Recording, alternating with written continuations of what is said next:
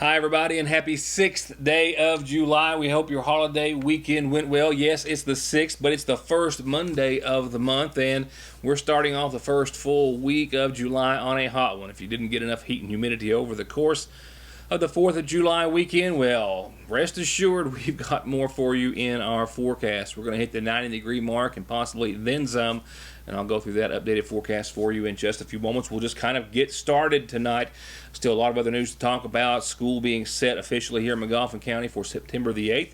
As I alluded to at most when I saw you last for a full show on Wednesday, before taking off for a couple of days for the 4th of July holiday and Independence Day. So we'll be talking more about McGoffin County schools and a host of other reports that we're working on in tonight's programming, of course. We'll get you caught up on coronavirus cases locally, another one to add to the list. We'll hear more or as many details about that as we can share with you in just a few moments. Also an update on the little 8-month-old that was diagnosed just last week. And, of course, COVID updates from elsewhere across the nation and the state. Several arrests to pass along to you, why it wasn't a safe weekend to be out on the roads. Fortunately, no innocent bystanders, and even those arrested not seriously injured, but a number of incidents and arrests with a common or similar threat.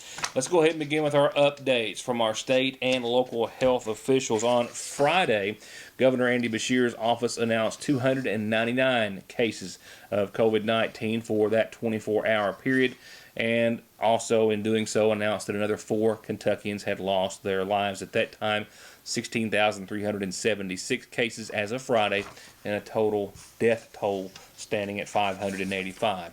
Well, just earlier this afternoon was the first update that Kentuckians have received since, and with that, the governor announced today his office, remember his weekly press conference still set for tomorrow at 4 o'clock. But in announcing today new cases for the past 3 days, Saturday, Sunday, and for today, 776 new cases over that time span, bringing Kentucky's total to 17,152. He also, over the weekend and counting today, announced that another 8 Kentuckians have lost their lives. That puts Kentucky's death toll now, today, this evening, at 593. And again, with a total number of cases coming in at just over 17,150. Now, let's talk about local coronavirus numbers. And we'll begin with an update from Mayor Pete Shepard, our health director of McGoffin County. First, I asked him to give us an update on the little 8-month-old that was diagnosed last week. And some pretty stunning, miraculous data to report from testing in regards to that small child's family that he'll give us an update on as well. And he also gives us as much information as possible on what was reported over the course of the weekend, McGoffin County's 7th confirmed case. The baby's doing fine. I don't think it's not even showing symptoms now, from what I understand. And the mother and a couple other family members, close family members, were tested. They're all negative. But the baby's doing fine. And I think some of the other family members were going to be tested, but we won't have the results back yet. But all of the family members that have been tested have come back negative. Have come back negative. They had close contact with the baby, and they've come back negative. I guess so far, 5 out of the 6 positives we had, all immediate family members have been negative. There's just been one single person in the family. It's been positive. We've had one that with the grandparent and the child was both positive in one family. So that's really the only one, and they all had close contact with each other. So it's mind-boggling. I don't know how to explain it. Tell me about this most recent case, what you can. We have it's a 52-year-old male. He lives mostly in Martin County. He gave the address of some of his family members here in McGoffin, and that's the reason we got the case. But he had been staying in Martin County and really hadn't been in this county very much. But we still have to do the contact tracing with him, and we've contacted most of the people he's been in contact, and hardly any of them. I think I'm really not for sure. I haven't checked on the stats on that, but I would think maybe just 1 or 2 in McGoffin County had been in contact with him. So he's kind of in another county, and we kind of just got the aftershock of it because he gave an address here in McGoffin County. So he's done fine. He's asymptomatic. And he had been in a hospital setting for 3 days and was tested and came back with a positive result. So where does that put us as of today in regards to total tested and cases? We've tested 911, and we've got 898 negative. We still have 6 pending today. We've had 7 positive, which 5 are recovered, and 2 is isolated. The child is isolated, their family, and then the gentleman that tested positive on Saturday, he's isolated. So all the rest of them have become are negative and have not in isolation anymore. So they're good to go. Any new guidelines to be announced or on the horizon? Are we getting ready to see another change in operations or anything in that around the corner that we're aware No, of? no, not been over the Fourth of July weekend. Everything's been kind of mum. Everybody's kind of hunkered down, just enjoyed the holidays. So we haven't really got any information out of Frankfurt this weekend or today. So I'm just waiting till the governor, whenever he has his press conference, he might announce some new things. But I know a lot of states around us are spiking or moving, or getting a lot more cases. But we're kind of staying still, pretty well level. I've got the results back this weekend, and we're still in the at plateau. So right now, I don't see anything changing with us, other than maybe people that's going out of state might have to come back and be quarantined if he goes that route. If these other states keep getting increased cases. In addition to McGoffin County, several other eastern Kentucky counties reporting positive cases over the course of the weekend. Pike County right now at the front or top of that list with 8 new cases reported on Saturday over the weekend. Pikeville now has 111 confirmed cases, 43 considered to be active, and about half of those, 66, have thus far recovered. These new cases, relatively young people, ranging in age from 23 to 28 to 25, 45, 59, and into their 60s for these most 8 recent cases.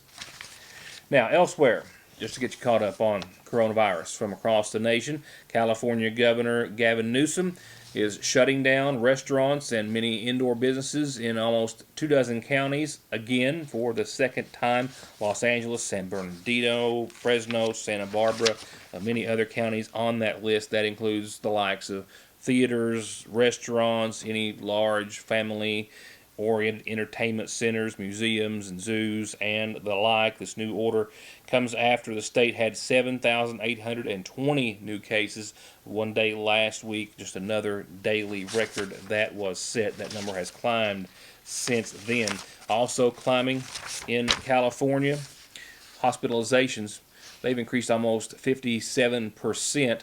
ICU admissions up 50% in California. California's total number of infected stands at just over 271,000.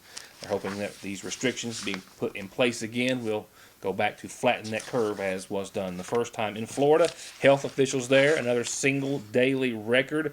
Hospitals in Florida as well across the state saying they have filled most, if not all, of their beds in their intensive care units in Florida, confirming that they've had their highest daily increase again for several days in a row. 17,000 people have tested positive for the coronavirus in just the past few days. Of the state's total virus count, it has more than tripled since they started reopening after weeks into the pandemic. In Texas, their Houston hospital system at peak capacity, saying that this being their mayor of Houston, that quote, if they don't get their hands around this quickly, if we don't get our hands around this quickly, in about 2 weeks, our hospital system could be in serious trouble.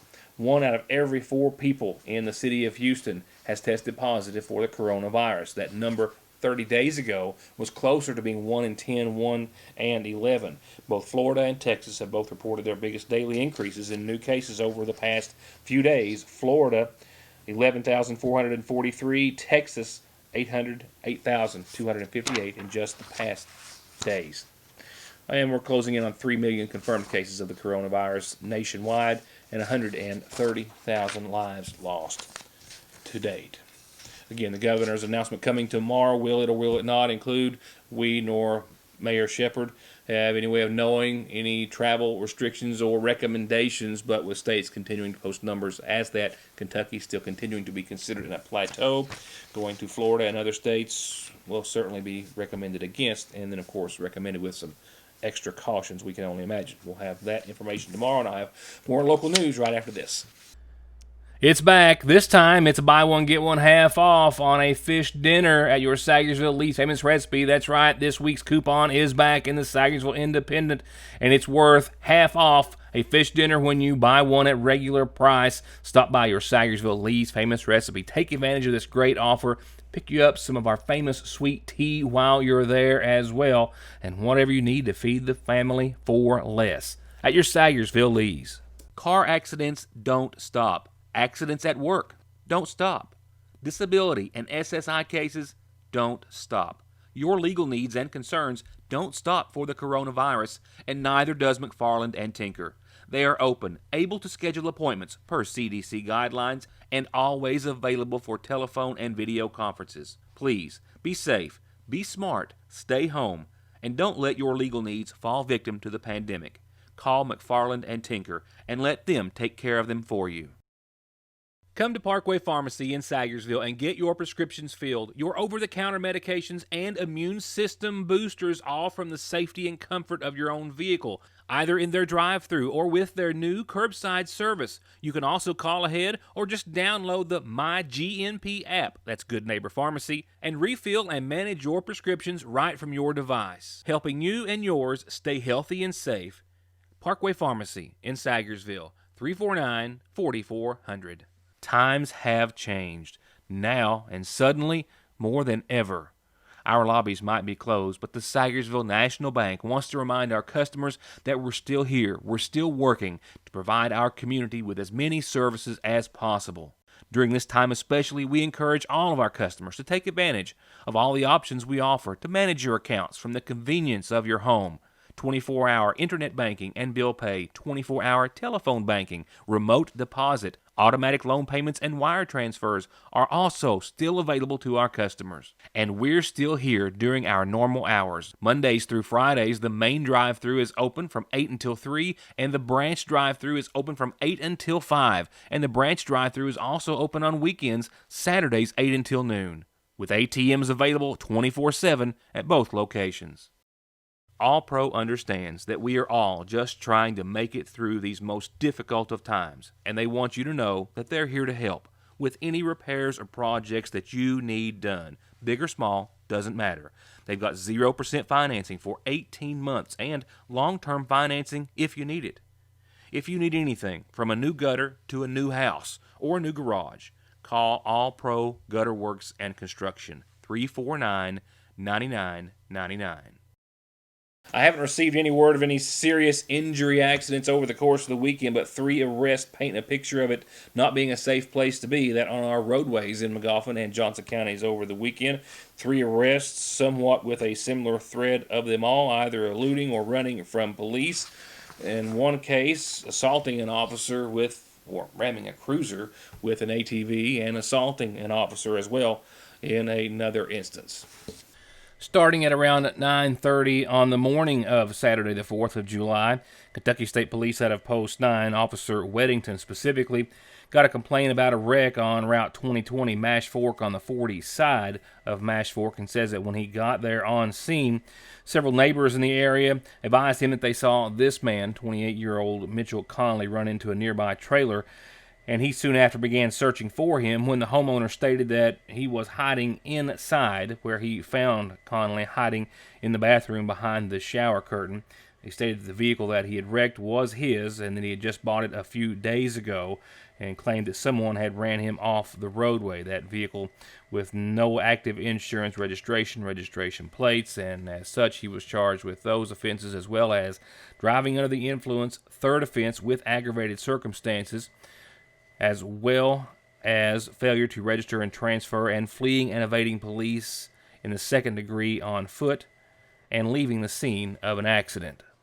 Then later on Sunday morning, close to 3:30, a Sagersville woman, 46-year-old Karen Cole, was arrested by state police. Trooper Hale, who says that he got a call from McGoffin County 911 from a victim saying that someone had just crashed into his yard and into his pickup truck that was parked there. When the officer arrived, he found Karen Cole, who'd been driving an 04 white Taurus traveling westbound on Kentucky 30 when it left the roadway, went through a privacy fence owned by one residence, and then went through the yard of the caller before crashing into his Chevy pickup.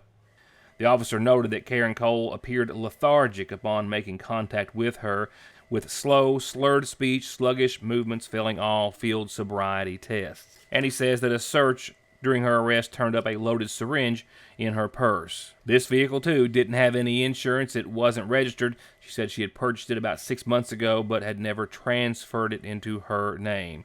She was also driving on a suspended license. The officer noted that she nodded off almost immediately after she was put in the back of his cruiser and was hard to wake up when she arrived at first the Paul B. Hall Medical Center to be medically cleared, and again at the Big Sandy Jail. She was charged with DUI with aggravated circumstances, first offense, possession of drug paraphernalia, failure to register or transfer a vehicle, no insurance cards, no seatbelts, and other counts. And then just a little bit later than that, just after 4 o'clock Sunday morning in Johnson County, Officer Arms with the Johnson County Sheriff's Department says he pulled up on a green Honda ATV at the junction of Route 40 and 580. On it was 32-year-old Kenneth Cantrell, who fled as soon as he saw the officer fleeing down Kentucky 40 in both lanes of traffic. At one point, the officer getting in front of the ATV and Cantrell ramming him from behind on at least 2 different occasions.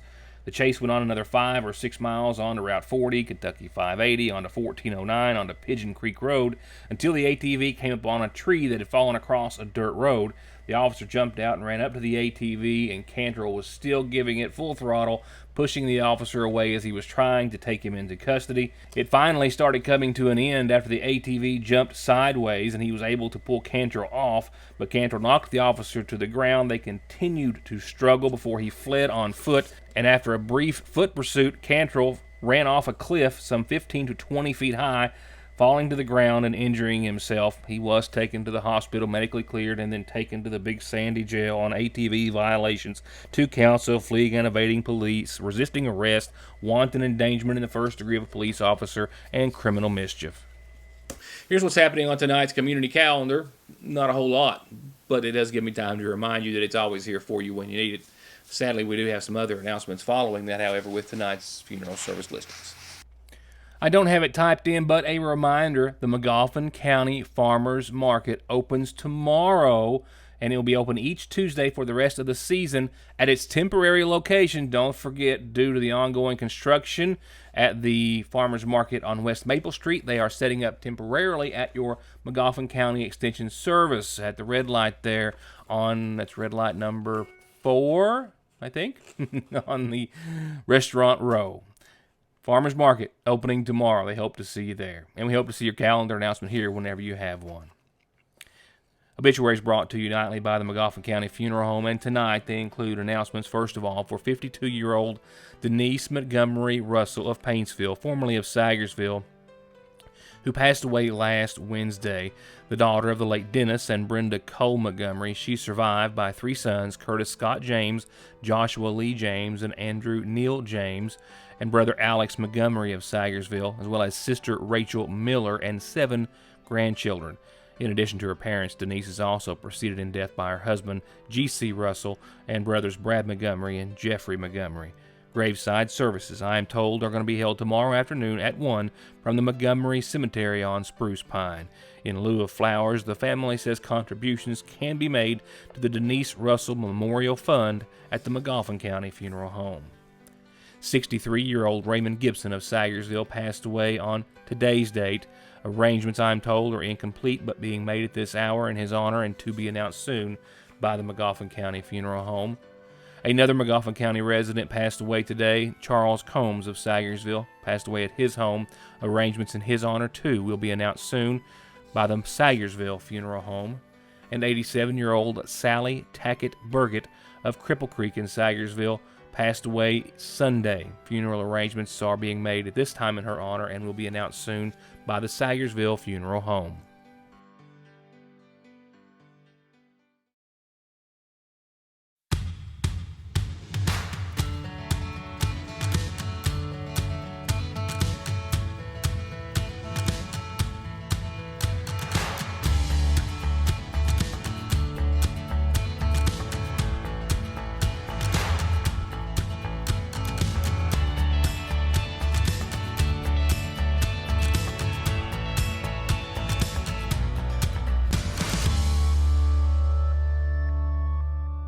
The seasonal shop is open, and they're still doing curbside pickup, so you can call and place orders and they'll still bring them out to you.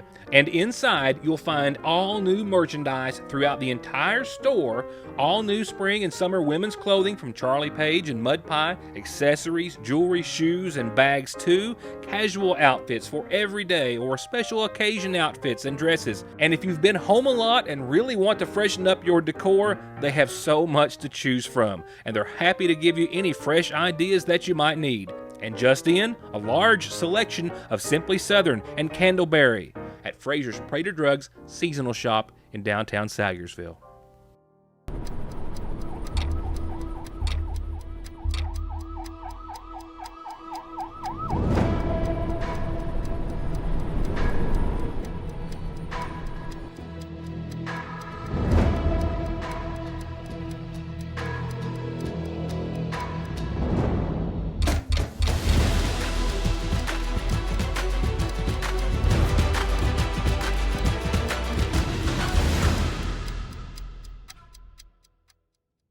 There is never a good time for a breakdown. They will happen, and your car at some point is going to need some repairs and maintenance. And Black Smoke Performance is open and here with professional, fast, safe service. And just in time for warm weather, they now have certified full air conditioning, diagnostics, and repair to keep you cool in whatever you drive. Black Smoke Performance, 349-8785. Getting the best deal on the best tires with the best service has never been easier. Just log on to ConleyTire.net, check out the latest rebates, sales, and promotions, pick out the tires you want, and email, call, or come by. For huge savings from the family who's been proudly serving the area for over 32 years. Conley Tire in Staffordsville, 297-2424. Well, we've got a hot one in store. It is July all over the place. Not only well into the calendar on this 6th day of the 7th month, but we've got temperatures that have not changed in my most recent update. We're going to hit the 90-degree mark again, not just today where we saw 91 degrees for an afternoon high, but for the next several days, pretty much all the way through the end of your work week until we have a front that brings us some shower chances for your weekend. We're going to be in the 90s every day. Yes, we're going to have to dodge an unsettled pattern that's going to continue throughout much of your week. More clouds than sun for the first day or so, and then more sun than clouds, but shower chances throughout the entire work week. And by the time the weekend rolls around, a pretty good cold front comes this way and gives us some pretty good shower chances, and sad to say, for your weekend. So for tonight, we'll see clouds. It's still heavy out there tonight, mostly cloudy, and a 30% chance of showers and thunderstorms mainly before 8. A little patchy fog early in the morning after 2. Like I said, mostly cloudy and 64. Tomorrow, shower chances will roll back into the forecast. Mainly after 3 o'clock tomorrow, we should see about a 30% shot. Mostly sunny and hot. We'll have another day into the 90s. We hit 90 today. We'll do it again tomorrow. That's not factoring in any humidity. It's real temperatures out there, real hot ones. 90, mostly cloudy tomorrow, and a 30% chance of showers. Pretty much just like today. For your Wednesday, we're still holding on to 90s. We're looking for the sun to come back, at least in mostly sunny skies. Shower chances, though, will increase with that sun coming back, 40% mid-afternoon on, and about a 30% chance of lingering showers and thunderstorms, mainly till about 7 or so Wednesday night, with a low of around 70, and even a degree warmer still on your Thursday, mostly sunny and hot again, 91 degrees, 71 for your high, for your low. Still clinging on to a 30% chance of some showers and thunderstorms. You know how this has been working, right? You just never know when you're going to be under one unless you're watching the radar every second of the day, and even then, you cannot even see one pop up. It's just happening that quick. For your weekend, though, there's the damage left behind from the cold front in regards to cooling us off, which is a good thing, but shower chances, look at that for your Friday and Saturday. Likelihood, we do see a little sunshine Friday and Saturday, mostly sunny skies, but by Friday evening, showers and thunderstorms likely to the tune of 60%, and they'll continue into your Saturday, even though we have partly sunny skies, a 70% chance of showers and storms. That cold front takes us down from 88 Friday to 85 Saturday, 83 Sunday, low to mid-80s again by Monday of next week, and you can see it there. It's written in green. Shower chances each and every day. And again, just kind of getting back into the groove of things. Getting back after an extended weekend is always a little rough for some reason. You know the drill. But I'll see you back here tomorrow night with more news, updates, and more. Thank you for watching, and have a good night.